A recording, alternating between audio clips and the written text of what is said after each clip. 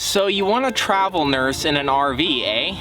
We're here to clarify some of those questions you may have before you jump head over heels into buying an RV. Maybe you've never even been in an RV. And you're wondering, how does it work? We have the answers for you. So stay tuned. If you haven't already subscribed, be sure to hit that subscription button. It's down on the bottom right side of your screen. So much more to come. Guys, let's just get right into the concerns we have and all the things we want to talk about related to RV travel nursing. Okay, say you're like, I really want an RV travel nurse. Yep. I see it all the time. What kind of rig do I buy?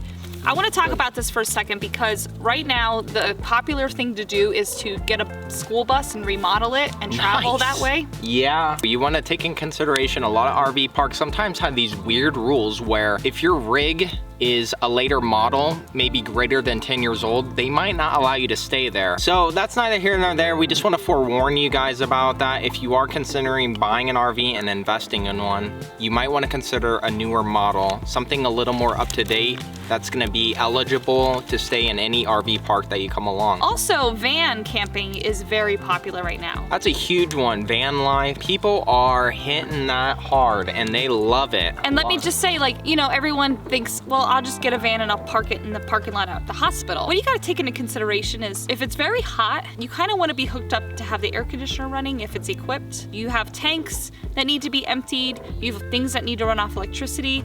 It's just more difficult than it sounds. I just want you guys to take in consideration is you're gonna be living out of this. Oh yeah. And the last thing you want to do after a long nursing shift is have to deal with somehow dumping your tanks or coming back to a really hot, humid van that is not hooked up to any electricity. That's a huge thing. So let's segue into what an RV is. There's 3 different types of RVs. You got your class A, B, and C's, which are mostly your drivable RVs, the big rigs that you see going down, big steering wheel. You also got your tow behind, which is your travel trailer, which is a ball and hitch, sits right on the hitch of your truck, and you pull that one behind and you have your anti-sway bars. Or like we have right behind us, we have a 5th wheel that actually goosenecks, sits right over the rear axle of your truck. A little more stability, and that's where the term 5th wheel comes in because it is almost like a 5th wheel directly over that rear axle, and it's pretty nice. I gotta say, we started off in a travel trailer and now we upgraded the 5th wheel. We're really glad we did that. Yeah, I mean, we're just more serious about full-time living. We wanted more space, and they tow so much better than a travel trailer. But guys, we started out, both of us,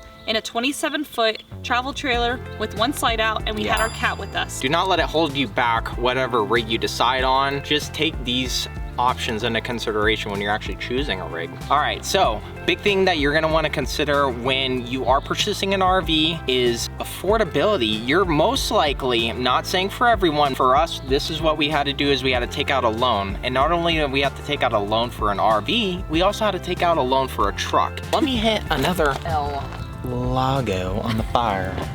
That'll do. Everybody says, is RV travel nursing the way to go because it's cheaper? Not only do you have to worry about the loan on the RV, maybe the truck, you also have to think about paying rent at an RV park. No doubt. So that is 3 separate payments a month that you're incurring into your monthly expenses before actually even jumping in to a job or a lifestyle that you don't even know if it's gonna work out. If you're interested in a little bit more about budgeting and understanding taking on those monthly expenses, hit up that link in the top right corner of your screen. Renee and I break down budgeting 101. So a lot of these RV parks are pretty expensive.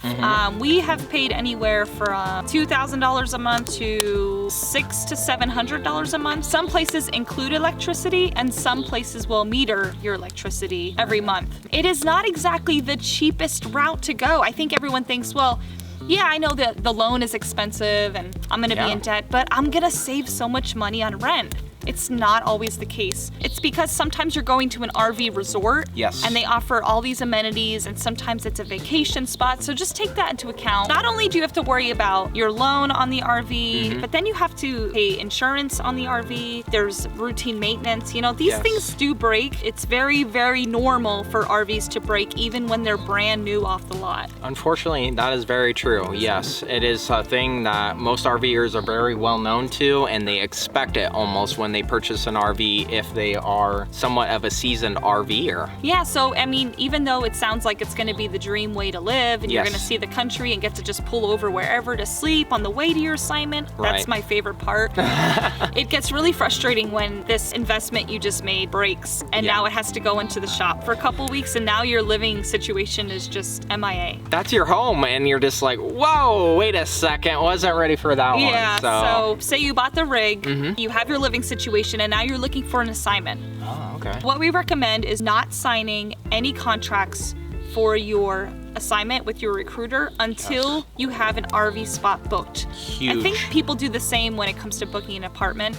We don't really have that much experience with booking apartments or finding like Airbnbs because we strictly do RV travel nursing, but you know, some places might only have 2 or 3 RV parks for the whole area. Yes. I know when we worked in San Francisco, we were staying in Half Moon Bay. Oof. And we were paying $1,600 a month.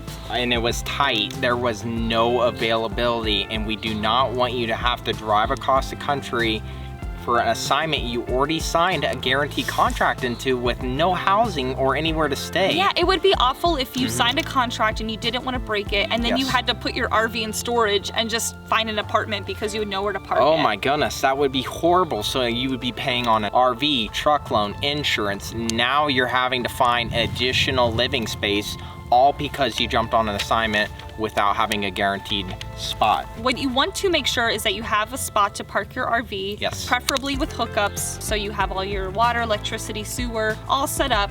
So when you're done your nursing shift, you are just good to go, come home and relax. Oh, yeah.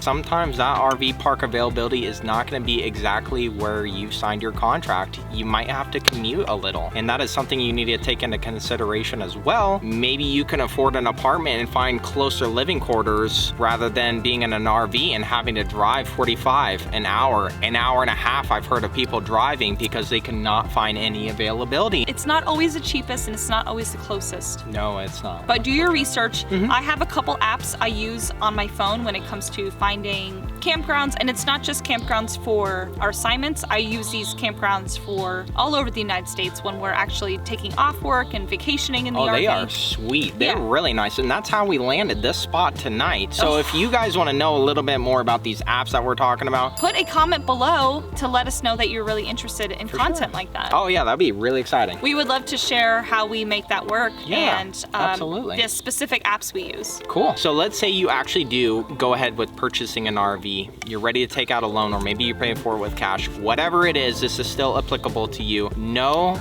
that when you actually sign a contract with your travel nursing company, you're going to be asking for your stipends. And what I mean by that is, instead of having the company find you housing, you're saying, you know what, I'm going to take all that tax-free money, I'm going to find the housing myself.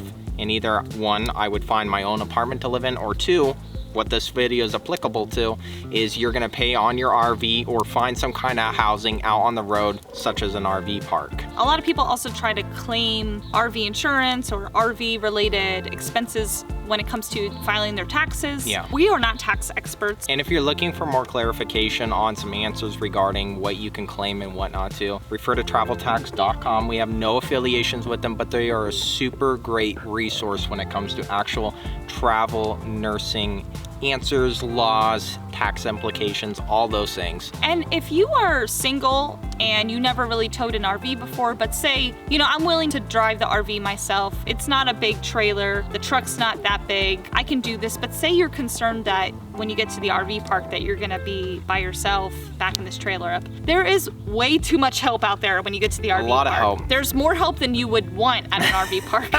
That's so true. I'm telling you, if you are by yourself and you show up to the RV park, if you say to the person at the desk, like, I need help backing my rig up, you're gonna get like 15 people. You're gonna be good. You're gonna be in good hands. Let me tell you, wherever you go in this nation, there are plenty of us out there, and we're gonna step up and help you out. You will probably have someone that will say, do you want me to just do it? Because that happened to him before. Oh when my we goodness, were brand new. that's And he was like, no. I gotta learn. The main point that we want to bring to you guys tonight is we are wanting to encourage you guys to get out there and start travel nursing, but we want to make sure you're taking the correct step forward in your path to success. If you truly are looking to travel nurse in an RV, that you actually get your questions answered, the need to knows, and we're going to be touching a lot more on in-depth topics when it comes to RV travel nursing. So stay tuned for that. These things, there's so much to go over when it comes to living in an RV, and we want to make sure you guys are really set in stone before actually purchasing and taking that leap forward into the RV travel nursing life. And I'm gonna hit you with some honest opinions here. We like honesty. We love the RV life. We are so Yes. glad we went into RV travel nursing. It's so nice to have your own home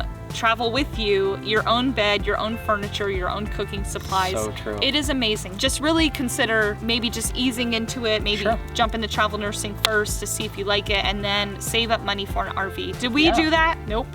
Nope, we just jumped head over heels right into Of course, it, didn't we? Yep, we took out a loan, but then we realized, holy crap, we're in so much debt because there was much more debt than just that. And take a little twist on that as well, touching base on what Renee was saying, is that if you guys are considering travel nursing in an RV, your head's set into it, but you never done it before, what I suggest is if you're comfortable in your staff job, take the leap. Buy the RV, buy the truck if it's applicable, but then take it out on a weekend. Practice with the RV, practice backing up, hookups, all the need to knows when it comes to RVing. That way, when you set off on your journey into the actual travel nursing world, it's just that much less stress on your plate that you're having to deal with. Yeah, that's not what we did. No, it's not. Why is every point we bring up, every point we're we like, do is not don't what do we it. did. We bought the RV and we had it in storage until we left for travel nursing. And I remember begging you, let's take it She on a begged camping me trip. And every he said, weekend. you're gonna be living in it full time. You'll see enough of it. Oh, We- typical men.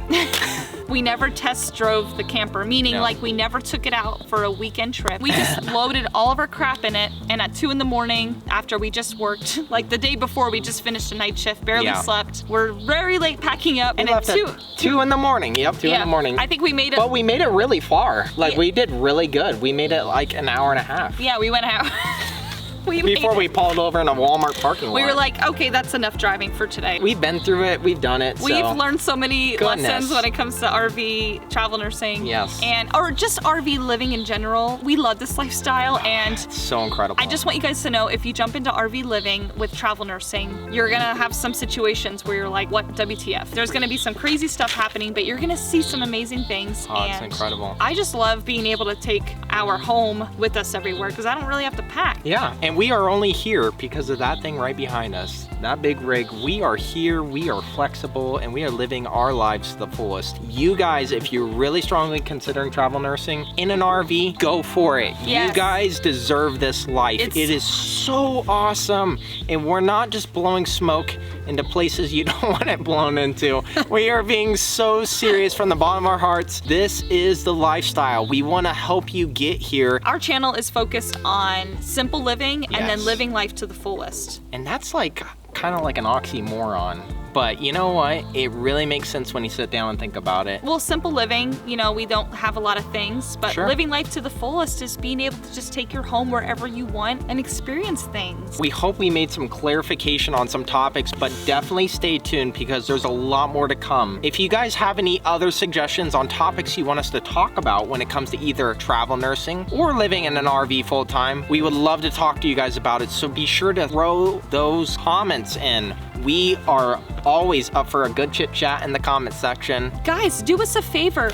Smash that like button, give us a thumbs up with this video, and Totally. also hit the subscribe button because we are constantly coming out with content every week. Oh yeah, and when you smash that subscribe button, make sure you hit the notification bell right next to it. That way you are always first to know when we release this content. Guys, we need you. We are a community, we are a family, and we only strive to bring the best content to you guys. If it's not for your guys' support, we are unable to do this. Guys, we love you. We thank you so much for all your support. Until next time, Cheers. cheers to the Happily Ever Hanks family. Ah. All right, guys, we'll see you next time.